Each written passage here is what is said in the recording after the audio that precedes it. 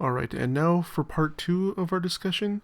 In this segment, Simon and I will go over our opinions on how Nintendo should or shouldn't be advertising the Switch. Here it is.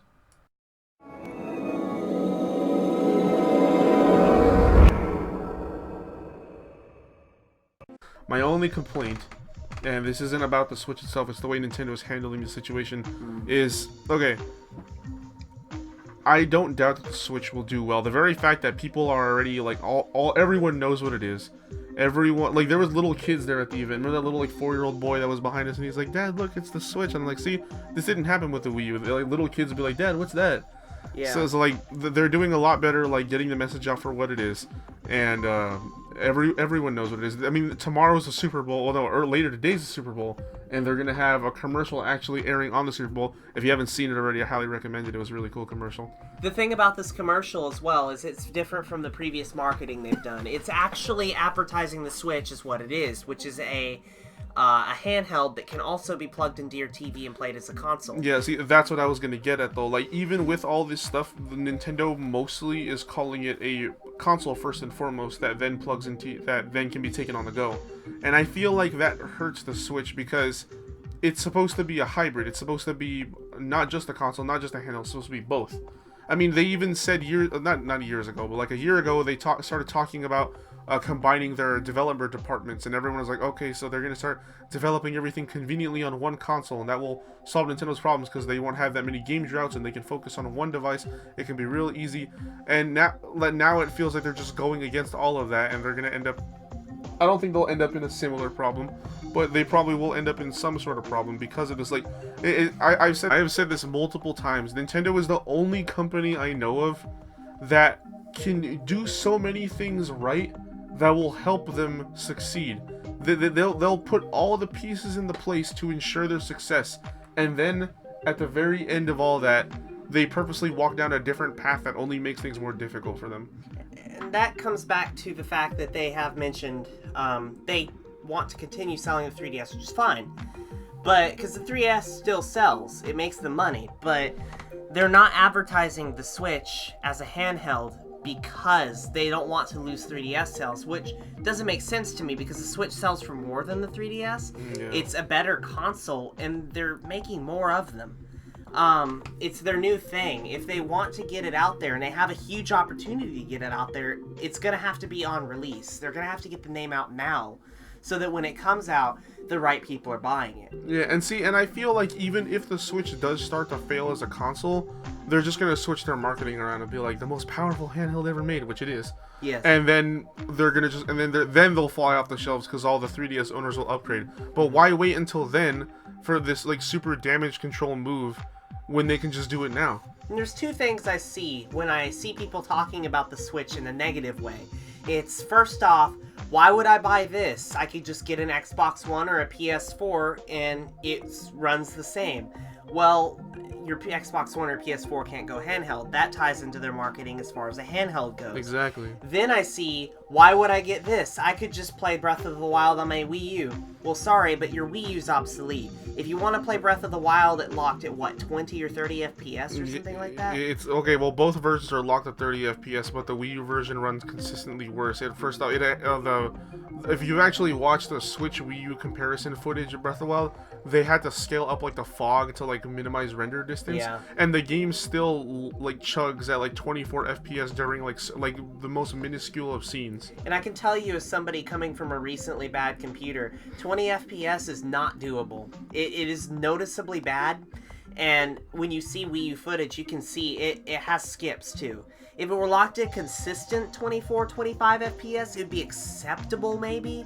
But when you look at, larger scenery and more graphically intensive things, Yeah. it does slow down, and you can Like, see I it. am legitimately concerned for what the final boss battle is going to be like on the Wii U version of the game. I'm 'Cause- legitimately concerned for anyone who thinks they could just get Breath of the Wild on the Wii U and have an enjoyable Yeah, experience. and like, how do we know that like the playtesters didn't miss like a super like game-breaking bug that will get patched on the Switch version because that version is still being supported, but the Wii U is dead once Breath of the Wild comes out. That version may never get patched, and we're just gonna end up with like a bunch of people having a broken version of the game. And that's another thing as well. Why would I play on the Switch if I could play it on the Wii U. Well, the Wii U's obsolete. The Wii U is the old console. And yeah, I kept my 360 forever, but they still made games for the 360. They're not making anything for the Wii U anymore. The Wii U's gone. It's gone. And as sad as it is, because the Wii U was a great console that just was badly advertised, really, which they seem to be fixing with the Switch. Whether they're advertising it right or not, they're still advertising it. Yeah, see, I have no doubt that the Switch will do good. I don't know if it'll do good as it can because of Nintendo's like marketing decisions, but it's definitely going to do better than the Wii U. In fact, I could actually see this thing outselling the Xbox One. Because the Xbox One is actually not in that good of a place right now. They don't have very many exclusives. And they only have around 24 million worldwide.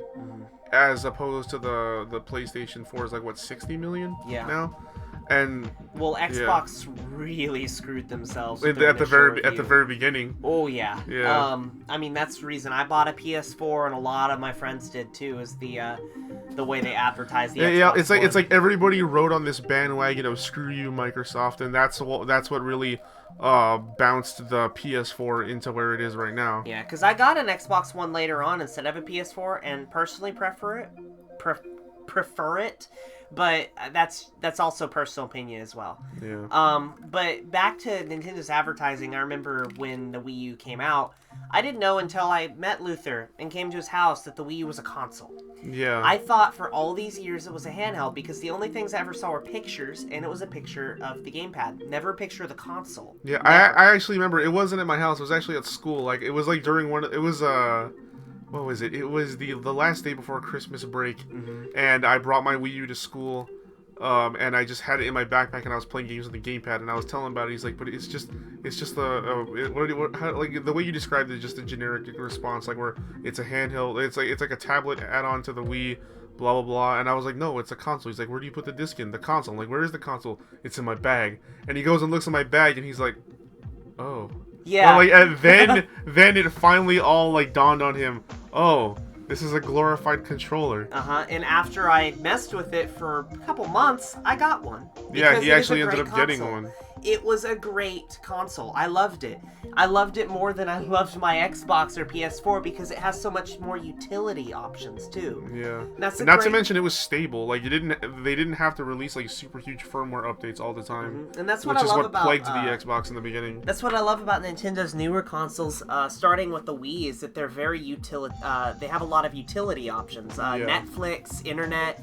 All of that stuff. Sadly, the Switch isn't going to be supporting Netflix on day one, which kind of is a bummer to me because I actually liked using Switch on the Wii U gamepad. Yeah. Oh, not Switch. I like using Netflix on the Wii U gamepad, but hopefully it will come eventually. Because I mean, it would be stupid of them not to put it on there. I'm sure it will. Yeah. Honestly, all the consoles have Netflix. They have all this third-party support for games like Skyrim, possibly Mass Effect Andromeda. I don't see any reason they wouldn't be able to incorporate Netflix at some point. Did the Wii U have it on day one even? I believe it did. Because I know the Wii didn't. Yeah. That's because the Wii came out before Netflix was even a thing. I knew that. Yeah, the Wii came out in like 2006. I don't think Netflix became a thing until like 2008. Netflix was a thing, but it was not. Not a huge mainstream thing. I remember having Netflix when it was like brand new, and they didn't have any instant watching. You used to have to go on their website and say, "Hey, I want this," and they'd send you the DVD in the mail. Like Redbox. Yeah, kinda. Which was cool then, and it's better now that you can watch pretty much everything online. Yeah. I remember when they first incorporated the online, like nothing was available to watch. It was just like the odd thing. But yeah, I hope they incorporate Netflix, because especially being able to do it on the go, with a phone hotspot or something. But that's another thing I'm excited about the Switch as well, is just the mobile option. You've got all these mainly console games coming out, like Skyrim, which is another thing. Like, why would I get Skyrim on the Switch if I could just play it on my Xbox or my PC? And that's another thing that upsets me, because a lot of the complaints people have about the Switch are only existent because they're choosing to look at things at like face value and not put any more thought into it. Like, yes, Skyrim is an older game. It's a game that's already been out for a while, but it's not the fact that you're going to play Skyrim again. It's two things. One, this is the first time you'll be able to play Skyrim like on the go, which is a cool experience. There's a lot of people that like to go back and play Skyrim. Some of my friends still play Skyrim to this day. I do. And on top of that, it's a sign that Bethesda was willing to work with Nintendo, which is something that has literally not happened in almost 20 years. I mean, we could see games like Fallout 4 being released on the Switch. We could see I honestly games. would not be surprised if Fallout 4 ends up on the Switch. If they're porting it to be functional with VR, Yeah. they're probably going to want it on every platform. And that's probably why it's not coming at the Switch at day one, is because, you know, they could port Skyrim a lot easier. They just did remastered. They're working on VR right now on Fallout 4. Once they're done with that, I have no doubts it'll be coming to the Switch. Yeah. We already have rumors of Mass Effect Andromeda coming to the Switch. We've got FIFA, we've got NBA. We've got all 2K. these, and we've got all these big games coming. And there's also a lot, like a very wide plethora of indie games that are coming out too. And some of them are like exclusive to the Switch. And the rumor that Mass Effect's coming means EA would be willing to work with it, which means we could see games like Battlefield coming onto it, or Call of Duty, God forbid. I know EA's not Call of Duty, but still. See, one thing that does upset me is, okay, the whole paid online thing. I don't want to I don't really complain about that, because like it's just been revealed it's like $20 a year, which is insanely cheap. Like, I love that. That's a third of what it costs on every other main console. It's $60 a year for the Xbox and the PS4. But what does kind of like upset me is if Nintendo, okay, like imagine if Nintendo did get the next Call of Duty or Battlefield on the Switch and it was free. If they got a Battlefield or Call of Duty on the Switch and the internet access was free, they would have won like right then and there. Yeah. But I mean, you know, you can't. Then again, you'd have all the autistic Screecher 12-year-olds coming into the Switch. Oh God. And then, while that would help sales, that would be bad for like the people that play games. I online. personally prefer they stay on their Xboxes and PS4s. That is just me. They can stay away. Yeah. And that was part 2. Tune in for the third and final segment where Simon and I go over what we feel is necessary if consoles are going to continue into a 9th generation. Thank you for watching.